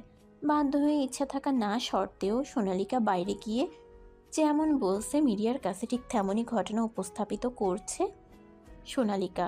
তার বিবেক হাজারবার বাধা দিচ্ছিল, হাজারটা গিল্টি ফিল হচ্ছিল, তারপরও উপর থেকে অর্ডার, তার কিছু করার নেই। সে চুপচাপ জায়গাটা সিল করে দেয়, সাধারণ মানুষের প্রবেশ নিষেধ। সে তারপরে তার পুলিশ অফিসারদের লাশগুলো গোপনে সরিয়ে ফেলার পারমিশন দিয়ে চুপচাপ আকাশ এবং তার কিছু লোক এবং যাদের গ্রেফতার করছে সবাইকে পুলিশ ভ্যান গাড়িতে তুলে থানায় নিয়ে চলে যায়। এভাবে চলে যায় কিছুক্ষণ। দেখতে দেখতে ওই দিন রাত চলে যায়। পরের দিন। এ কি কারা দেখছি মুই, আপনি এখানে? প্রতি উত্তরে নিশ্চুপ। কি হলো, কথা বলেন না কেন ভাই? নতুন ওসি আসার পরে কি আপনার পাওয়ার কাজে লাগেনি? এবার তো শুনছি একটা দুইটা না 50টার উপরে মার্ডার করছেন, গরম আন্ডা দিবে এবার। তুই আমারে চিনিস? ভালো করে চিনি। আমার সাথে এভাবে কথা বলার তোর ভিতর থেকে সাহস হচ্ছে? আরে ভাই রাগ করেন কেন, আমি তো মজা করছি। তাই বুঝি? তোদের ম্যাডাম কখন আসবে? কেন, তার ডিউটি টাইম 9টার দিকে। ও আচ্ছা। ভাই কিছু লাগলে বলবেন। ফোন আছে না, ফোন দে। এখন আবার ফোন দিয়ে কি করবি? কেন, বউ নিয়ে বাসর করব? তাহলে তোর কি মনে হয় এখন কি করতে পারি? ভাই এই যে ফোন নেন। আকাশ ফোনটা হাতে নিয়ে একটা নাম্বারে ডায়াল করে কল দেয়। কিছুক্ষণ কলটা বাজতে রিসিভ হয়। কে রে? আকাশ। গ্যাংস্টাররা আমার ফোনে কল করে, পাওয়া যায়? করে করে, হাতি গর্তে পড়লে না চাইতেও সব কিছু করতে হয়। তা হঠাৎ করে কি মনে করে? আমার একটা কাজ করে দিতে হবে। গতকাল আমার উপরে কিছু ছ্যাঁচড়া গ্যাংয়ের লোক আমার উপরে অ্যাটাক করে। যা ভাবছেন তাই হয়েছে ওদের সাথে। কতজন হবে? 60 জনের উপর। ওরে শালা, এতগুলো জীবন! আপনি ভালোই জানেন আকাশ এমনিতে কখনো কারোর ক্ষতি করে না। আমার হাতে আর কোনো উপায় ছিল না। কাল যদি এই কাজটা না করতাম আপনার সাথে আর কথা বলতে পারতাম না আজকে দাঁড়িয়ে। এখন ব্যাপারটা হচ্ছে এসপি বিষয়টা ধামাকা দিয়েছে। এখন এ ব্যাপারে নিউজে তদন্ত হতে পারে। নিউজ চ্যানেলগুলো আর ওই জায়গার বিষয়টা পরিপূর্ণভাবে হ্যান্ডেল করা আপনার দায়িত্ব। তা তো বুঝলাম, বিষয়টা একটু জটিল আসলে। বন্দরে যে মালগুলো আপনার আটকে আছে 2 দিনের মধ্যে সরানো হয়ে যাবে। আপনি নিজে করতেছেন না যাতে আপনার বিষয়ে সোশ্যাল মিডিয়াতে মানুষজন জানাজানি হয়ে যায়।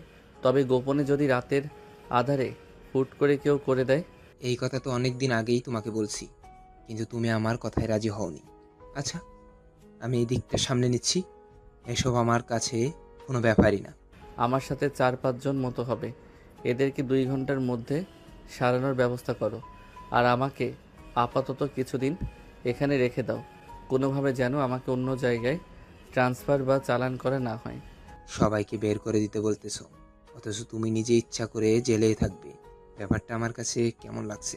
সবার আগে তো তুমি বেরোতে। আর কোনো কথা না, আমি যা বলছি তাই হবে। এর আগে পরে কোনো কথা নেই। যেটা তোমার ভালো লাগে আমি সবটা বলে দিচ্ছি কমিশনারকে। আচ্ছা। কথা বলা শেষ করে আমি হাবিলদারকে ফোনটা দিয়েছিলাম। হাবিলদারও তার কাজে সে চলে গেল। এদিকে না আমার কাজ আছে। এমন কি কাজ থাকতে পারে? ও আচ্ছা, মনে পড়েছে। হায় রে ভালোবাসা, কি খেলা দেখাইলি! যাকে সারা দেশ মিলে একদিন আটকে রাখতে পারিনি, সে মানুষটা আজকে নিজে থেকে হাজতবাসী হতে যাচ্ছে। এত কথা বলিস কেন তুই? এসব করা কি ঠিক হচ্ছে? আমরা তো চাইলেই জোর করে ওকে আমাদের হেফাজতে নিতে পারি। পৃথিবীতে আর যাই হোক জোর করে কখনো মন ভালোবাসা মোহাম্মত হয় না। সেটাই তো দেখতেছি। গ্যাংস্টার আকাশও প্রেমে পড়লো শেষমেশ, তাও পুলিশের প্রেমে। তারপর এভাবে দেখতে দেখতে কিছুক্ষণ চলে যায়। হুট করে সাদা ধবধবে দুধের মতো চেহারা যুক্ত শরীরে পুলিশের ড্রেসে পরিহিত একটা মেয়ে চুপচাপ প্রবেশ করলো। আসসালামু আলাইকুম। Salute ma'am. কালকের ফাইলগুলো ঠিক আছে? জি ম্যাম, আপনার ডেস্কে রাখা আছে। ও আচ্ছা, বুঝতে পারছি। তারপর আমি চুপচাপ আমার ডেস্কে গিয়ে বসলাম। টুপিটা টেবিলের উপরে রেখে কফিটা হাতে নিয়ে এক চুমুক দিয়ে ডানে ঘুরতেই দেখি কালকে ধরা আসামিগুলো আমার দিকে অপলক দৃষ্টিতে হা করে তাকিয়ে আছে। আমি খানিকটা অবাক হলাম। যেখানে পুলিশের আসামির সম্পর্ক লুকোচুরি ভয়, এখানে এরা ব্যতিক্রম। এতদিন তো গ্রামে যখন ট্রান্সফার ছিলাম এগুলো দেখেছি, এখন শহরে আসার পরে বিষয়টা ভিন্ন। আমি তাদের দিকে ভ্রু কুচকে তাকালাম। এই আপনারা সবাই হা করে এদিকে কি দেখেন? এই তোর ওই দিকে তাকাস কেন? চোখ তুলে নিব কুত্তার বাচ্চা সবগুলো। তোদের ভাবি লাগে? কথাটা শুনে সাথে থাকা সবাই ভয় পেয়ে যায় কিছুটা। চুপচাপ সবাই অন্যদিকে ঘুরে দাঁড়ায়। এই ছেলে, আপনি কি বলছেন? মাথা ঠিক আছে? লাঠি দেখেছেন? মায়ের কিন্তু একটাও মাটিতে পড়বে না। আপনাদের মতো গুন্ডাগুলোকে যে কেন প্রশ্রয় দেয় উপর মহল, আল্লাহ পাক উনি ভালো জানেন। সোনা পাখি, এগুলো রাজনীতির খেলা।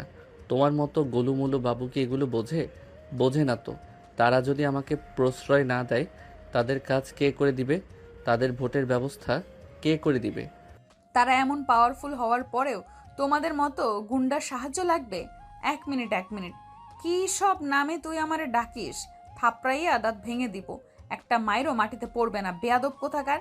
তোমার বকাগুলো এত মিষ্টি পুরুষ কেন? তোদের মতো গুন্ডারা যারা এক দুইটাতেই মানুষ মরে, তাদের মনে আবার এত সব রোমান্টিকতা আছে ভাবা ছিল না। আমার সাথে একদম উল্টাপাল্টা ব্যবহার করবি না। আমি কিন্তু তোর গায়ে হাত দিতে দুবার ভাববো না। গায়ে হাত দিয়ে দেখেন না, 1 মিনিটও চাকরি থাকবে না। কথাটা শুনে আমি রাগে রবির গালে একটা থাপ্পড় মারি। আমারে মারলি তুই? চুপ শালা, মারবে কাটবে এগুলো তো বউরাই করবে, জানিস না? যতই পাওয়ারফুল হোক, সবাই বউয়ের কাছে ভেজা বিড়াল। কিছুদিন আগে ফেসবুকে দেখলে না, ফ্রান্সের প্রেসিডেন্ট ও বউয়ের হাতে মায়ের খায়, আর আমি তো মাত্র গ্যাংস্টার। সোনা পাখি, তুমি আমাকে সকাল বিকাল মন ভরে থাপড়াবা? আচ্ছা ভাই, আমার ভুল হয়ে গেছে, মনে ছিল না। এই কত বড় সাহস, আবার ভয়ে উঠে চলে গেছে। এই শালা হারামজাদা, মাইট চিনস? বান্টুস ফাটাইয়ে দিব। এভাবে বলে না, তুমি তাহলে মা ডাক শুনতে পারবা না? এদের কথাবার্তা শুনে সোনালিকার রাগ যেন মাথায় উঠে গেছে। রাগে কটকট করতেছে, দাঁতে দাঁত চেপে। নিজেকে কন্ট্রোল না করতে পেরে সে লকআপের কাছে গেছে। ঘুষি দেখছো? এক ঘুষিতে নাক ফাটায় দিব। এই সবাই চোখ বন্ধ করো তো। এই নাও, আমি মুখ আগেই দিছি, তুমি কারোর কথাই কান দিও না। মনের মতো থাপ দাও তো, ঘুষি মারো, যাতে তোমার চিহ্নের দাগ নাকে লেগে থাকে। তুই শালা সাইকো নাকি? দাঁড়া, তোর একদিন কি আমার একদিন। কথাটা বলেই আমি লকআপের ভেতরে হাত দিয়ে যেই না বক্সিং দিতে গেছি, পোলাটা আমার হাতটা চেপে ধরছে। সোনালিকার হাত চেপে ধরে গুনে গুনে 5টা চুমু দেয় আকাশ। তারপর মা, এত নরম গোলুমোলু হাত মারার জন্য, মাথায় হাত বুলিয়ে দেওয়ার জন্য ব্যবহার হয় পাগলি। তবে মাঝে মাঝে তুমি চাইলে আমারে কেলাইতে পারো, তবে একটুখানি। তবে কাউকে বলা যাবে না, না হলে সবাই বলবে দেশের সর্বোচ্চ গ্যাংস্টার আকাশ চৌধুরী ফ্রান্সের প্রেসিডেন্টের মতো বউয়ের হাতে মাইর খায়। এই পোলা, তুই কি ভালো হইতি না? তোমাকে দেখার পরেই তো খারাপ হয়েছি। আমি কি করব? এইসব ঢঙের কথা বাদ দে, আমি কিন্তু পুলিশ ডাকবো। ডাকো পুলিশ, দেখি পুলিশ আমার কি করতে পারে। পুলিশ বাঁচাও আমাকে। আরে ধুর, আমি নিজেই তো পুলিশ। কথাটা শুনে সবাই হু হু করে হেসে দেয়। এই একটুও হাসবি না, দাঁত ভেঙে দিব। জীবনে অনেক তেরাকে আমি সোজা করেছি, কিন্তু তোমার মতো বেয়াদব একটাও দেখিনি। দেখনি তো কি হয়েছে জানেমান? এখন থেকে রেগুলার আমার এই মুখটা দেখবা।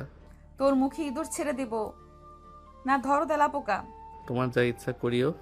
সবার জন্য গ্যাংস্টার হলেও আমি তোমার জন্য ভিজা বিড়াল।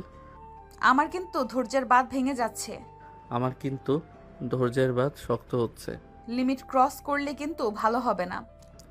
লিমিট ক্রস করলে কিন্তু আরও অনেক ভালো হবে।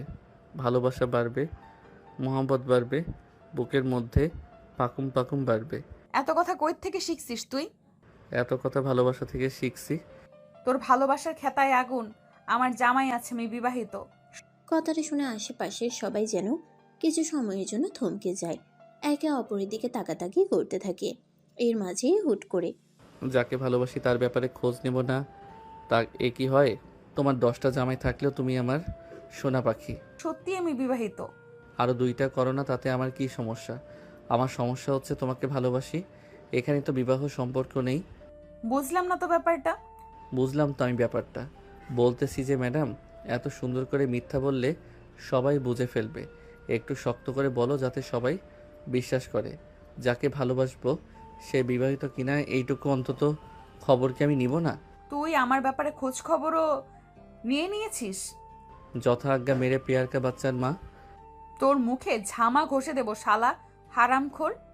কিছু আটকা না তোর মুখ দিয়ে, যা আসে তাই বলিস। কি মধুর বকা দিলে গো, আমার বুকের মধ্যে লাড্ডু ফোটে। ওর ওরে, আমি পাগল হয়ে যাব, কেউ আমাকে ধরো। ম্যাডাম কোনো সমস্যা হয়েছে কি?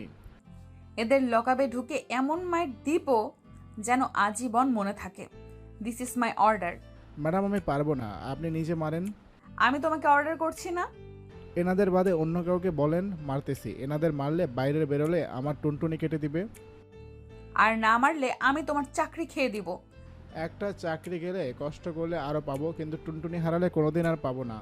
ভবিষ্যতে আমার বউ আমাকে না পেয়ে পরকীয়া করবে। না ম্যাডাম, আপনার যা ইচ্ছা করেন, আমি আপনার এই অর্ডার মানতে পারবো না। হাবিলদারের বাচ্চা হাবিলদার। ও না, ফুল সোনা পাখি, তোমার সাদা পরীর মতো মুখে রাগলে রক্ত জমে গেলে তো খারাপ দেখা যায়। তুই তোর কথা কিন্তু লিমিটের মধ্যে বলবি। কথাটা বলে রাগে গজগজ করতে করতে নিজের ডেস্কে ফিরে যায় সোনালিকা। তারপরে ওখানে 30 সেকেন্ড মতো ওয়েট করে সাইড রুমে চলে যায় রেস্ট করার জন্য। রুমে গিয়ে দরজা লক করে দেয়। আসলে সাইড রুম হচ্ছে প্রত্যেকটা থানায় আলাদাভাবে কিছু রুম করা থাকে পুলিশ অফিসারদের রেস্ট করার জন্য বা ঘুমানোর জন্য। সোনালিকা এদিকে কিছু করতে না পেরে রাগে আগুনের মতো ফুলতে থাকে। সে আর দেরি না করে সরাসরি পুলিশ কমিশনারকে কল দেয়। হ্যাঁ সোনালিকা বলো। চাচ্চু, ওই যে আমাদের এই এরিয়ায় আকাশ নামে একটা ছেলে আছে না, গুন্ডা টাইপের, ওরে কালকে ধরে আনছি। চোখের সামনে অনেকগুলো হত্যা করেছে। আমার সাথে এখন প্রচুর পরিমাণে বেয়াদবি করতেছে। ওর বিরুদ্ধে কি কোনো ব্যবস্থা নেওয়া যায় না? আমার ধৈর্যের বাঁধ ভেঙে গেলে এমন মারবো, পা ভেঙে ফেলবো কিন্তু। দেখো তোমার ব্যাপারটা বুঝতে পারছি, তবে সব জায়গায় আমরা সব কিছু করতে পারি না। কিছু কিছু জায়গায় আমাদের নিয়ম রেস্ট্রিকশন থাকে, আইনেরও বাইরে আমাদের কিছু করার থাকে না। ওই জায়গায় ওর হাত উপর মহল থেকে মন্ত্রী মিনিস্টার থেকে বড় বড় পর্যায়ে এসপি স্যার পর্যন্ত ওকে ভয় পায়। ওর এত পাওয়ার, সে জায়গায় আমরা ওর কিছুই করতে পারবো না। আমার কাছে যতটুকু খবর আছে আজকের মধ্যে ওদের জামিনের পেপার নিয়ে যাবে থানায়, ওটা অ্যাপ্রুভ করে বের করে দিও। আর এসব ঝামেলায় আশেপাশে না থাকাই ভালো, ওইসব মানুষ ভালো হয় না, সাবধান। আচ্ছা ঠিক আছে বলে আমি ফোন রেখে দিলাম, কিন্তু আমার সারাটা শরীর দাও দাও করে জ্বলতেছে রাগে।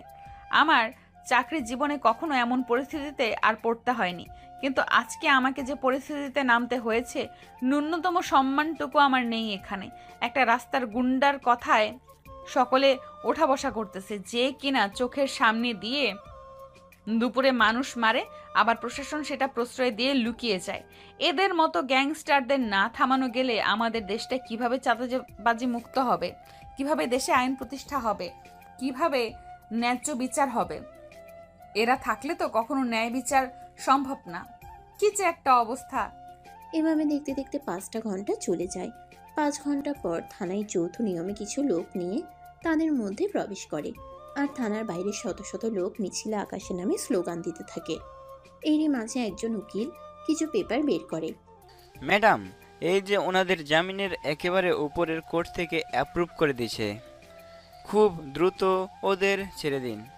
আপনাদের মতো কিছু টাকাওয়ালা উকিল, টাকালোভী উকিল এবং টাকালোভী কিছু উপর পর্যায়ের লোক আছে, যার ফলে হাজার হাজার অন্যায় অপরাধ, খুন, গুম করেও এইভাবে অপরাধীগুলো ছাড়া পেয়ে যায়।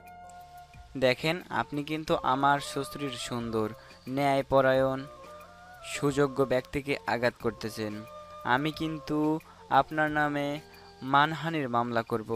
এই উকিল গলা নিচে করে কথা বল, এর ওনার কাছে মাপচা ব্যবহারের জন্য। আচ্ছা ভাই, আপনার এক কথাতে আমি সব বলতে পারি। ম্যাডাম আমাকে ক্ষমা করবেন, আপনি আমাকে ক্ষমা না করলে ভাই আমাকে ক্ষমা করবে না। আপনার পা ধরলেও ধরতে রাজি আছি, আপনি আমাকে মাফ করবেন। আমি আপনার মতো আর ভাই আর স্নেহ পাবো না, প্লিজ মাফ করে দিন আমার ব্যবহারের জন্য। হয়েছে হয়েছে, মাফ করে দিয়েছি। হাবিলদার, লিস্ট ধরে সবাইকে ছেড়ে দাও। একে একে লিস্ট করে সবাইকে ছেড়ে দেয়। বাকি থেকে যায় আকাশ। আপনি বের হন না কেন? আমার জামিন হয় নাই, তাই বের হইনি। আপনার মতলব কি বলেন তো? সবাইকে বের করলেন আর আপনি নিচে থেকে যাচ্ছেন। ম্যাডাম, ওনার ব্যাপারে কোর্ট থেকে রেস্ট্রিকশন আনছি, ওনাকে এখান থেকে কোথাও ট্রান্সফার করা যাবে না। ওনার জামিন আপাতত 2 মাস পরে মঞ্জুর করা হয়েছে। What the fuchka? টক দিয়ে ফুচকা কিন্তু অনেক মজা। প্রতি উত্তরে সোনালিকা আকাশের দিকে ভ্রুকুচকে তাকায়। এরপরে আকাশ রবির কানে কানে বাইরে সবাইকে কন্ট্রোলে রাখার সকল কিছু বলে দেয়, যেভাবে তার এখানে থাকা অবস্থায় বাইরে সবাইকে বুঝিয়ে বলতে হবে, যাতে বিশৃঙ্খলা সৃষ্টি না হয়। সবকিছু বুঝিয়ে দেওয়ার পর একে একে সবাই থানা থেকে বিদায় নেয়। আকাশের নামে স্লোগান দিতে দিতে সবাই আকাশের অফিসের দিকে যেতে থাকে। এইভাবে চলে যায় ঘন্টা দুয়েক। চুপচাপ সোনালিকা তার ডেস্কে বসে ভাবতে থাকে। কিছু সময় পর সোনালিকা উঠে লোকালের মধ্যে যায়। এত সময় আকাশ দেওয়ালের সাথে হেলান দিয়ে বসেছিল। সোনালিকার আশা দেখে সে উঠে দাঁড়ায়। সোনালিকা আকাশের কলার চেপে ধরে দেওয়ালের সাথে চেপে ধরে বলতে থাকে, এই তুই চাইলে চলে যেতে পারতি। আর কেউ বুঝুক বা না বুঝুক, আমি এতটুকু বুঝছি তুই এখানে কেন থাকলি, তোর মতলবটা কি। সত্যি সত্যি উত্তর দিবি কিন্তু। মজা বলবো? হুম। এখানে থাকলে 12 ঘন্টা অন্তত মন ভরে তোমাকে দেখতে পারবো। আর বাইরে বেরোলে তোমাকে দেখার জন্য একবার এখানে একবার ওখানে ছুটে বেড়ানো লাগবে। মন ভরে দেখতে পারবো না তাই। তুই যা করছিস এই সকল আবেগ, ভালোবাসা না, বুঝছিস? আবেগ কেটে গেলে তোর সব ভুল ঠিক হয়ে যাবে। এসব বাদ দিয়ে ভালো পথে ফিরে। আজ পর্যন্ত এই আবেগটা কোনো মেয়ের প্রতি জাগেনি, তোমার প্রতি জাগিয়ে রাখি। দেখ, তুই কিন্তু আমাকে অনেক খারাপ পরিস্থিতিতে ফেলতেছিস। আমাকে শান্তিময় থাকতে দে। আমি তো তোমার কোনো সমস্যা করিনি। তোর কাছে আশেপাশে থাকলে মনে হয় তোর গা থেকে হাজার মানুষের কান্নার শব্দ আসতেছে, হাজারটা মানুষের রক্ত লেগে আছে তোর শরীরে। তো অত্যন্ত জঘন্য একটা মানুষ তুই। তুমি যা কিছুই আমাকে বলবা আমি চুপচাপ তা মেনে নিব। তবে তোমার আমার ব্যাপারে জানা কিছুটা ভুল আছে। অবশ্যই আমি খারাপ। তাদের সাথে যারা দুর্নীতিগ্রস্ত সাধারণ মানুষের সব কিছু আত্মসাৎ করে, অবশ্যই আমি তাদের জন্য ভালো। যারা এতটুকু সাহায্যের অভাবে নিজের জীবনকে বিপর্যস্ত করে ফেলে। তোর এই কথার মানে বুঝলাম না। বোঝার দরকার নাই, লাগবে না। আমি হাত জোর করে মাফ চাই আল্লাহর কাছে, আমার পেছন ছেড়ে দে। কেন কেন? তোমাকে কি একবারও বলেছি যে আমাকে ভালোবাসতে হবে? তোমার ইচ্ছা হলে বাসবে, না হলে না বাসবে। আমি আমার মতো ভালোবেসে যাব। মনে রাখিও, ভালোবাসি বলে এত সব প্রশ্রয় করি। একটা মেয়েকে তোমার এই পর্যায় থেকে উঠিয়ে নিয়ে যাইতে আমার 1 মিনিটও সময় লাগবে না। এই জন্যই তোদের মতো মানুষরা ভালোবাসার যোগ্য না। অত্যন্ত জঘন্য, দুর্গন্ধযোগ্য ডাস্টবিন তোরা। তোদের ঘৃণা করা যায় কিন্তু কখনো মাফ করা যায় না। তুমি যেমনটা মনে করো। এভাবে দেখতে দেখতে দিনের পর দিন চলতে থাকে। প্রতিদিন সোনালিকা থানায় আসে এবং তার ডেস্কে কাজ করতে বসে। আকাশ অপলক দৃষ্টিতে সোনালিকার দিকে তাকিয়ে থাকে। তার চোখের পলক যেন কিছুতেই পড়ে না। মাঝে মাঝে সোনালিকা এগুলো দেখে অস্বস্তি ফিল করলেও দেখেও না দেখার ভান করত, যেন সে কিছু দেখছে না। কিন্তু লুকিয়ে লুকিয়ে সব কিছুই ফলো করতো সে। আর অন্যদিকে আকাশ আপন মনে শুধু ওকে দেখেই যেত। এটাই হয়তো ভালোবাসা। হুট করে কারো মায়া আবদ্ধ হলে তাকে না পেলেও কাছ থেকে দেখে যাওয়ার যে শান্তি, সেটা পৃথিবীর আর কোনো ভালোবাসাই নেই। আসলে ভালোবাসা অনেক সুন্দর, কাছ থেকে হোক কিংবা দূর থেকে। এভাবে দেখতে দেখতে একটা মাস 13টা দিন চলে যায়। এতগুলো দিনে প্রতিদিনের রুটিন নেই একই রকম। তবে আকাশের এখানে থাকতে কোনো অসুবিধা হয়নি। সে এখানে সবসময় ভিআইপি সুবিধা পেত। তার যখন যা লাগতো সবই দেওয়া হতো। এভাবেই চলতে থাকে। আরও 3টা দিন চলে যায়। একদিন রাত্রে আকাশ সোনালিকার কথা ভাবতে ভাবতে ঘুমিয়ে যায়। রাত বাজে 3:12, ছুঁই ছুঁই কিংবা এর আশেপাশে। এডিটর এখান থেকে কোনো মিউজিক ব্যবহার করবা না, এটা ইসলামিক দৃশ্য দেখানো হবে। আকাশ হুট করে দেখতে পায় ডান দিকে মাটি, বাম দিকে মাটির নিচে মাটি, উপরেও মাটি দিয়ে চাপা দেওয়া ছোট্ট একটা ঘর এসে আবদ্ধ। অন্ধকার, কিচ্ছু দেখা যায় না। সে যে চিৎকার দিবে তার গলা দিয়ে আওয়াজ বের হচ্ছে না। এরই মাঝে একটা খুব দীর্ঘ আলোর ঝলকানি দিয়ে তার চোখের দৃষ্টিতে। তখনই, তোমার রব কে? তোমার দিন কি? তোমার নবী কে? এগুলো কি? কেন আমি উত্তর দিব? দ্রুত উত্তর করো। কেউ একজন ছিল, আমি তার নাম শুনেছি, মনে করতে পারছি না। আমার দিন কি যেন? আমার কিছু মনে আসতেছে না। কথাটা বলার সাথে সাথে আকাশ বিকট একটা শব্দ শুনতে পায়। আর সেই আগ্নেয়গিরি লাভার থেকেও ভয়ানক আপনার মধ্যে ডুবে যেতে থাকে। তার যেন সারা শরীরের মাংস হাড্ডি সব গলে গলে পড়তে থাকে। বারবার চিৎকার করতে থাকে যাতে সে মারা যায়, কিন্তু শুধু কষ্টই পেতে থাকে। প্রতিবার একটু থেকে একটু বেশি, কিন্তু কম না। আজকে চিৎকার করে তোমার আর উপকার হবে না। প্রতি মসজিদে আজানে তোমাকে ডাকা হতো, তুমি কি শোনোনি? অন্যের প্রতি জুলুম করতে তোমার হাত পা কাঁপেনি? প্রতিনিয়ত অন্যায় করে গেছো, অন্যের হক মারতে, বেহায়াপনা, যত ধরনের পাপ আছে তুমি করতে। তোমার কি স্মরণে আসেনি আল্লাহ ক্ষমতাশীল? যত অন্যায় করো না কেন তার কাছে মাপ চাও, সে মাফ করবে। মাফ করার জন্যই বসে আছেন তিনি। তিনি অত্যন্ত দয়াশীল। আজ যখন সময় শেষ, তোমার এই চিৎকার কোনো কাজে আসবে না। পৃথিবীর জীবনটা একটা সময় শেষ, কিন্তু এটা তো অনন্তকাল, যার কোনো শেষ নেই। অনন্তকাল কষ্টের থেকেও তীব্রতর কষ্ট ভোগ করার জন্য তুমি প্রস্তুতি নাও। আস্তে আস্তে সাউন্ডটা বিলীন হয়ে যায়। অন্যদিকে জোরে জোরে চিৎকার করে আল্লাহর কাছে সাহায্য চাইতে থাকে, কিন্তু ততদিনে আরও সে রাজি মুখ ফিরিয়ে নিয়েছে। নাউজুবিল্লাহ। এই জন্যই আল্লাহ বলে, আজ তোমরা আমার কথা শুনতেছ না, কালকে ওই বিচারের দিনে আমি তোমাদের ভুলে যাব। তুমি দিনে দুপুরে অন্যায় করবে, অন্যের সাথে জুলুম করবে, অন্যের হক মারবে, চাঁদাবাজি করবে, সুদ খাবে, দিনে দুপুরে নিজের শক্তির জাহির খাটিয়ে অন্যকে পৃথিবী থেকে বিদায় করবে। এই বিদায়টাই কি শেষ বিদায়? এরপর আর শুরু নেই? যে শুরুটা হবে ওই শুরুটা কিভাবে করবে? অবশ্যই আল্লাহ মাফ করেন, তিনি খুবই দয়াশীল। সময় ফুরানোর আগে আমাদের সবাইকে ফিরে আসতে হবে, না হয় বাস্তবতা তো দেখছেন। তখনই আল্লাহ গো! আকাশের ঘুম ভেঙে যায়। এমন জোরে চিৎকার করে পুরো থানা কেঁপে ওঠে। এত সময়ে ভোরের আজানও দিয়ে দিচ্ছে। তার চিৎকার শুনে সবাই দৌড়াদৌড়ি করে এখানে আসে। আর হাউমাউ করে কাঁদতেছে আকাশ। তার শরীর কাঁপা যেন কোনোটাই কমতেছে না। এডিটর, এবার মিউজিক দিতে পারো, এখন থেকে স্যাড মিউজিক দিলেই ভালো হবে। এভাবে দেখতে দেখতে সকালটা চলে যায়। এত সময় রবির কাছে খবরটা চলে গেছে। 10টা বাজতে বাজতে রবি তাদের উপর পর্যায়ে যারা আছে তাদের ধরে আকাশকে বের করে আনে। আকাশ চুপচাপ চলে আসে। আকাশ তার অফিসে এসে নিজের নিজস্ব ডেস্কে বসে থরথর করে কাঁপতে থাকে। ভাই, আপনি এভাবে কাঁপছেন কেন আর ঘামছেন কেন? এখানে বড় কোনো আলেম আছে? আমাদের বড় মসজিদেই তো আছে। আমাকে এখনই তার কাছে নিয়ে যাও। আচ্ছা। রবি আকাশের অবস্থা দেখে আর কোনো কথা বাড়ায় না, চুপচাপ হুজুরের কাছে নিয়ে যায়। হুজুর আকাশের কাছ থেকে সমস্ত ঘটনাই শুনে বলতে থাকে, তোমার ধারণার বাইরে আল্লাহ কতটা ক্ষমাশীল। তিনি তোমাকে অনেক ভালোবাসে, হয়তো তার পথে তোমাকে ফিরিয়ে আনতে চাই। তাই তুমি স্বপ্নে দেখেছো, যা করছো তওবা করে তার পথে ফিরে এসো। আল্লাহর দরজা সবসময় খোলা সবার জন্য। আল্লাহ কখন কাউকে হেদায়েত দিয়ে দেয় তার কাছে আনতে তিনি ভালো জানেন। কথাগুলো শুনে আকাশ হুজুরের কাছ থেকে চলে আসে বাড়িতে। সে আল্লাহর কাছে কান্নাকাটি করে মাফ চাইতে থাকে। আর এখন তার এক ওয়াক্ত খাইতে ভুলে যাচ্ছে, কিন্তু নামাজ পড়তে ভুলে যাচ্ছে না। এভাবে চলতে থাকে দিন। অন্যদিকে, কি ব্যাপার ম্যাম, আপনি 2 দিন অ্যাবসেন্ট, মাঝে মাঝে তো অনেক কিছু হয়ে গেছে। এসপি স্যার এসে তো ওই আকাশ নামক ছেলেটাকে ছেড়ে দিছে। যাক বাবা, আপদ বিদায় হয়েছে, শান্তিতে বাঁচা গেল। এভাবে দেখতে দেখতে 3টা মাস চলে যায়। এই 3 মাসে সোনালিকা আকাশকে খুব করে মিস করতে থাকে। প্রতিনিয়ত আকাশের দুষ্টুমিগুলো তার মনে পড়তে থাকে। এর আগে কেউ কখনো তার সাথে এমন দুষ্টুমি করেনি। এবার নিজ থেকেই সোনালিকা আকাশকে খুঁজতে থাকে, কিন্তু আকাশের আগের অফিস বন্ধ করে দেওয়া। কোথাও যেন শহরে তার কোনো অস্তিত্ব নেই। একদিন হুট করে টিভিতে বড় করে প্রেস মিটিং হয়। ব্রেকিং নিউজ, আন্তর্জাতিক বিখ্যাত গ্যাংস্টার আকাশ চৌধুরী, আজ থেকে তিনি নাকি সকল গ্যাংস্টার জগৎ থেকে সরে যাচ্ছে।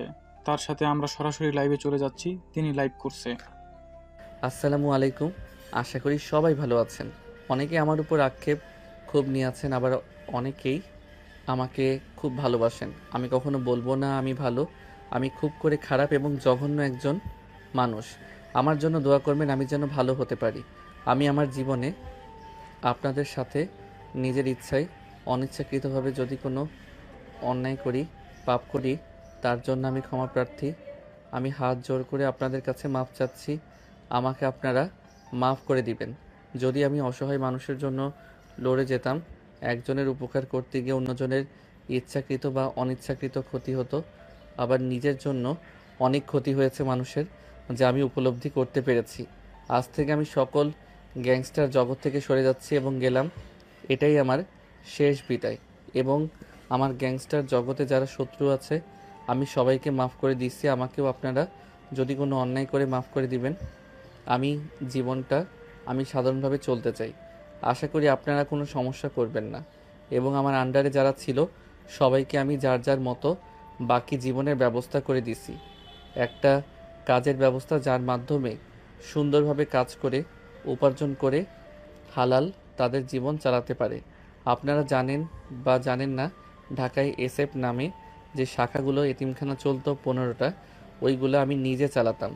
যদিও এগুলো আমার নামে ছিল, আমি নিজ নিজ এতিমখানার নামে সম্পত্তি হস্তান্তর করে লিখিত করে দিছি। আজ থেকে জায়গাগুলোর মালিক আমি না, সাধারণ অসহায় এতিম বাচ্চাগুলো ওই জায়গাগুলোর মালিক। এবং আমার যা সম্পত্তি আছে তা আমি এদেশের অসহায় সাধারণ মানুষদের সব দিয়ে যেতে চাই। আমি আমার সম্পত্তিগুলো বাংলাদেশ সেনাবাহিনীর হাতে তুলে দিব। আশা করি তারা যত্নের সাথে সাধারণ মানুষের গরিব দুঃখীর মাঝে পৌঁছে দিবে। এবং আমার ভুলগুলো কি আপনারা মাফ করবেন। এখন যদি কেউ থেকে থাকেন যে আমার কাছে পাওনা পাবেন, দয়া করে আমার কাছে আসবেন, আমি তার পাওনা বুঝিয়ে দিব। ভয় পেয়ে মনে মনে রেখে কিন্তু আসবেন না, এমন করবেন না। আমি আপনার ভাই, আমি আপনার পাওনা দিয়ে দিতে চাই। আপনাদের হাত পা জড়িয়ে ধরি, আমি কি এই দুনিয়াতে ঋণমুক্ত করে দেন। মৃত্যুর পরে আমি আপনাদের দেনা দিতে পারবো না। কথাগুলো বলে আকাশ হাউমাউ করে কাঁদতে থাকে লাইভে। যতগুলো মানুষ লাইভ দেখতেছিল তাদের চোখের কোণাতে এক ফোঁটা অশ্রু যেন বয়ে যায়। এরই মাঝে আকাশ লাইভ শেষ করে দেয়। এখানে পরিসমাপ্তি ঘটে এক ভয়ানক গ্যাংস্টারের শুরুটা হিংস্রভাবে হলো, শেষটা চোখের পানি দিয়ে। এটাকেই বলে হেদায়েত। আল্লাহ যাকে হেদায়েত দান করে পৃথিবীর কোনো শক্তি সেটা আটকাতে পারে না। আল্লাহ যাকে হেদায়েত দিবে না, পৃথিবীর কোনো শক্তি তাকে সত্যের পথে আনতে পারবে না। তার কাছে কথাগুলো বিরক্তিকর মনে হবে, অথচ দিন শেষে তার মনের সকল ভিত্তিগুলো যদি খুলে যায়, সেই ভুলের জন্য অজরে কাঁদতে থাকবে। আল্লাহ আমাদের সবাইকে সত্যটা বোঝার তৌফিক দান করুক। অন্যদিকে লাইভ সোনালিকাও দেখতেছিল। তারও ভুল ধারণা আকাশের প্রতি কেটে যায়। এভাবে দেখতে দেখতে 2টা বছর চলে যায়। 2 বছর পর, কিরে মা, আমাদের কই নিয়ে যাচ্ছিস? কোথাও না তো, আমরা তো ঘুরতে যাচ্ছি সাজেক। হুট করে সাজেক কেন? আমাদের তো বলবি, একটা গোছানোর ব্যাপার আছে। আরে গোছানো বাদ দাও তো, চলো না। কতগুলো বছর চলে গেল, কোথাও যাওয়া হয় না। তোর বাবা তো অফিস ছিল, তাকে আবার জোর করে আনার কি ছিল? আরে সারা জীবন টাকা টাকা করলেই হলো? জীবনে সুখ শান্তি ঘোরার একটা ব্যাপার আছে না? সামনে গাড়ি থামাও, ওই একটা খাবারের হোটেল মনে হচ্ছে, ওখানে কিছু খেয়ে নেই। তারপরে তারা সামনে গাড়িটা পার্কিং করে নেমে সবাই হোটেলের মধ্যে চলে যায়। তারপরে হাত ধুয়ে কালা ভুনা আর সাদা ভাত অর্ডার করে। কিছুক্ষণের মধ্যে অর্ডার চলে আসে। একজন এসে খাবার দিয়ে যায়। খাবার খেয়ে বিল দিতে গিয়ে সোনালিকার যেন চক্ষু চড়ক গাছ। আকাশ, তুমি এখানে? জানো তোমাকে আমি কত খুঁজেছি। এ কি অবস্থা, তোমার চুল বড়, দাড়ি রেখেছো? চুল বড় রাখার জন্য যা বাবরি চুল আর দাড়ি তো একটা পুরুষের সৌন্দর্য। আর আপনি আমাকে কি জন্য খুঁজছেন?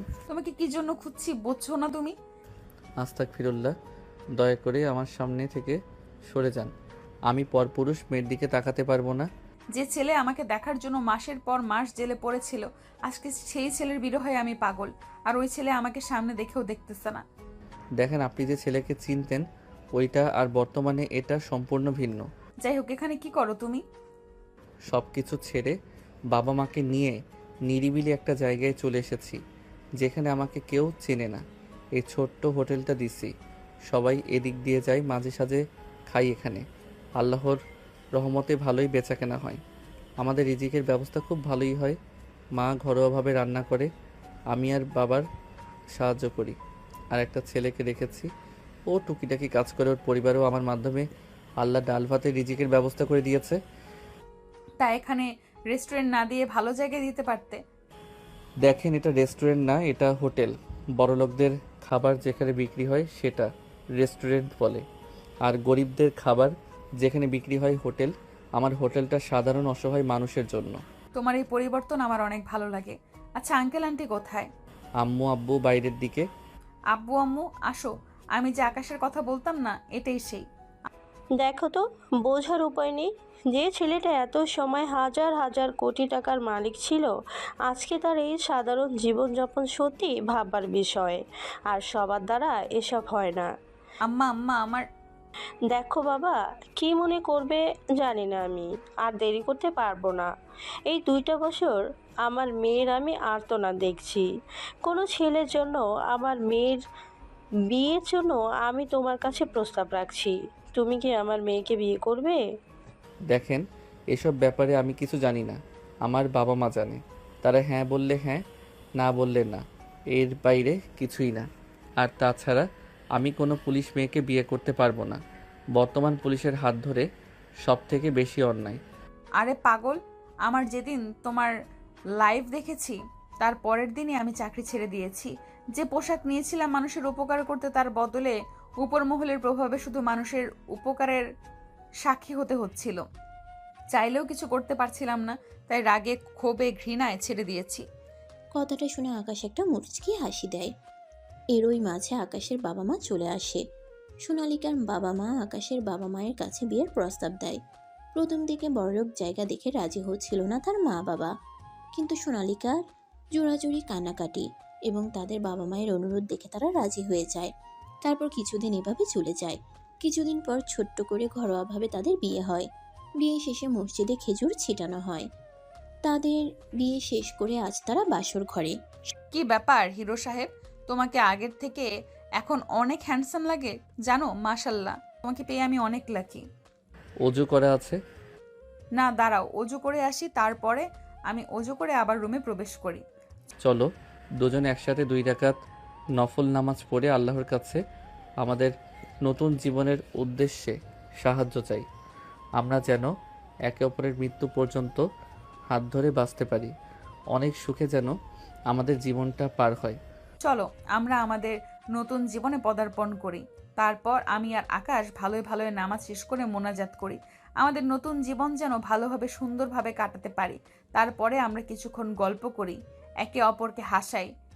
এরপরে আমরা মধুর মিলনে আবদ্ধ হই, যা শুধুমাত্র একটা স্বামী এবং স্ত্রীর জন্য প্রযোজ্য হালাল সুন্দর অনুভূতি, যা একজন স্বামী স্ত্রী বুঝতে পারে। আলহামদুলিল্লাহ, আমি আমার বউকে নিয়ে অনেক ভালো আছি। আপনারা দোয়া করবেন যাতে আমাদের ভালোবাসায় নজর না লাগে কারোর। আমি দোয়া করি আপনাদের ভালোবাসায় বরকত হোক, কারণ নজর না লাগুক। আর কি, আজকের গল্পের লাস্টিংটা একটু ইউনিক করলাম, সত্য দিলাম। প্রতিটা গল্পের উদ্ভট বানানো কাহিনীর থেকে বাস্তব দিয়ে আজকে না হয় সাজিয়ে দিলাম।